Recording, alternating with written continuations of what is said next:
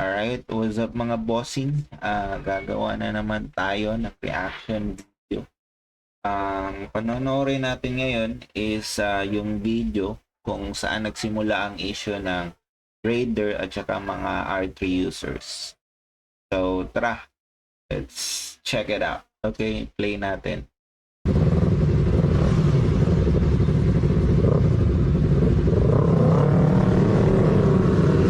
Wait, nandito na.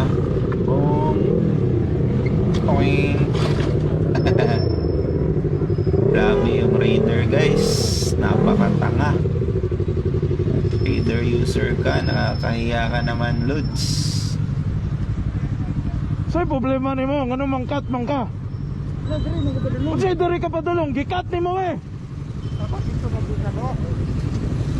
Nabangga na ta ka. Diri ka padulong. Ngano mo kat man ka? Kita ka dagan kay may namay sa unahan. Dapat dito ka biagi. Dili man dai ka. Dili mo sir. Oo, nakadami. Makikita naman natin talaga na yung alibay ni Raider user is napakamali. So meaning nag-fixer talaga si kuya, hindi niya alam, wala siyang alam. Damage ka.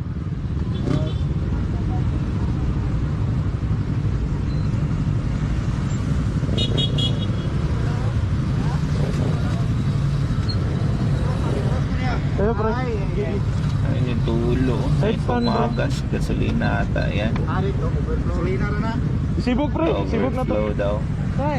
Say sibog na eh. Padap na. Ayun. Ayun na. So, ang video na to is napakatagal na po and nag-viral po ito. Nung nag-viral ang video na to, maraming nagalit na mga R3 users. Tinitira lagi is yung mga Raider users. Kasi naka-Raider, kamote na raw. Actually, hindi naman talaga basihan ang brand ng motor. Kung kamote ka talaga. Hindi sa Raider, hindi sa R3, hindi sa Sniper yan. If yung driver is kamote talaga. Ang post kasi dati is kapag Raider ka daw, kamote ka talaga. So maraming nag-react na mga Raider user. So yun, dito nagsimula yung issue ng dalawa. Tagal na po, pero hanggang ngayon, nagtitirahan pa rin R3 users at saka Raider users. So yun lang.